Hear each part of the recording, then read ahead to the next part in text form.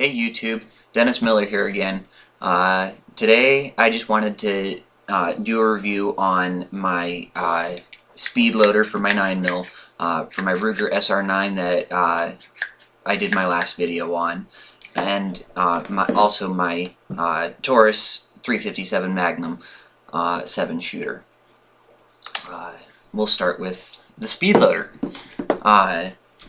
If you remember in my last video, I was critiquing my my firearm fairly intensely, and one of the things that I didn't care for was how difficult it was to load the magazine because the spring is so stiff. So that's what made me go and get this spring-loaded speed loader.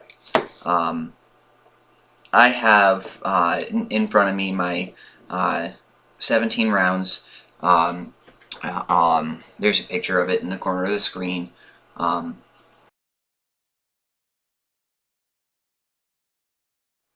And I'm going to load 8 of them. In the instructions that I got, it said to load the first one by hand, which, if you remember in my video of my SR9 E review, it's not that hard. So loading the first round's no problem. It's just every subsequent round after that. Just like any other speed loader, put it over top of the magazine, and then spring-loaded speed loader, you squeeze it and push down on it and load every round just like that. And when you're done loading that round, you just let go and lift up like so, squeeze, and push down. There's not really much of a difference from every other speed loader that I had used in previous times. It is a little more difficult to do mid-air like this, but just in that few seconds, I have 8 rounds loaded. No big deal. One thing that I wasn't quite sure about when I opened it up was that there's a little lock. It's that gray thing right there. It's a lock. I was like, what? I wonder what that's for. So I look in the instructions, and there's instructions on how to use it, but not what it's used for. But all it does is it locks it closed, and I'm assuming that it's for storage. It makes it a little more compact for your storage. So that's a little nice feature. A little excessive, but it's nice if you have a tight space that you want to squeeze it into. But another pretty neat thing about it was that when you're done firing at the range, if you still have rounds left in your magazine because you didn't fire them all, it's got a unloader. See, get the camera to focus here. That little notch right there, or protrusion, it allows you to easily unload your rounds from your magazine. All you do is you put the back of your round, the primer side of the round, into this groove, and hit touch it with the back of that protrusion, and then slide your rounds out. It's actually fairly nice, but it's for me it's a bit excessive because I always just use my thumb. It's not that hard to use your thumb, in my opinion, so they didn't really need to add that unloader there. But it is a nice added feature for those that are not wanting to touch the rounds left in their magazine, if they have a box to drop them into or something of that sort, but unnecessary.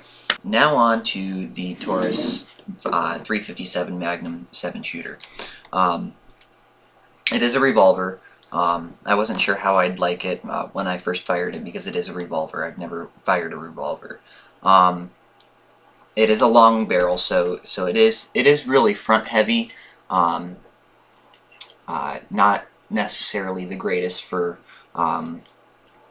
people who are a little weak in the hands. It does have quite a bit of kick too, because it is a 357 Magnum. It's not too bad though. But some critiques that I have about it right now is that after you're done firing, I'm the kind of person that after I fire a weapon, I do like to clean it. And when I clean a weapon, I like to disassemble it so I can clean everything. But with this firearm, you cannot disassemble it, aside from taking the padded grip off, which is real simple to do. There's a Allen key that came with it that you just unscrew the bottom here and slide it off. So that's nice. You can change out the grips if it's too thick for you because you have smaller hands. You can change it out to a thinner grip. If it's not long enough, you can change it out for a longer grip. There's so many different things that you can do with just the grip alone, and that's a nice feature that Taurus has. Another thing I don't like about it is that the action is not not action. The cylinder does not spin as freely as it should. But it does spin fairly freely, so it's not that big a deal. And then when you push it up into the loaded position, after it's all loaded, it is not as loose as it should be either. It shouldn't be extremely loose, but in my opinion, it's a little tight, even after many attempts at lubricating it to make it smoother. Another thing that I didn't like about it was that I've got some empty casings here I'll load in. But another thing that I didn't like about it was that after you're done firing the 7 rounds, which that is a very nice capacity for a revolver, but when you're done, but anyhow, when you're done firing, and see, it's a bit tight, but anyhow, when you're done firing, and you go to drop all your casings, you push the button, not all of them drop out. Like, there's 3 left that you have to pull out by hand. And that's happened to me every single time I shot this weapon. I didn't care for that too much. I think I think the rounds should or casings should drop more freely than it does. But if you're just out on the range having a good fun time, that's no big deal.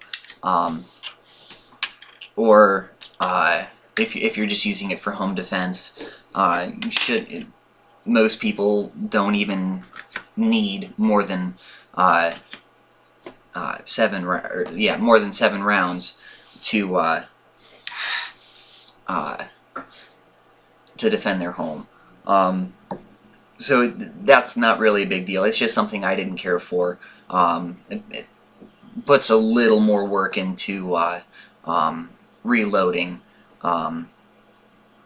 If you were at the range and wanted to shoot more than 7 rounds. But now, one thing that I did like about it is that the rear sight is adjustable. Let's see if I can focus in on the screw, on the adjustment screw here. Oh, wrong side.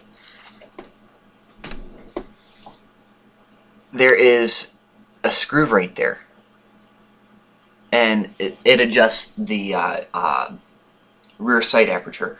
And there's also a screw on the top to adjust the height. This one's for the windage, or a side-to-side adjustment, and the one on top is for the height.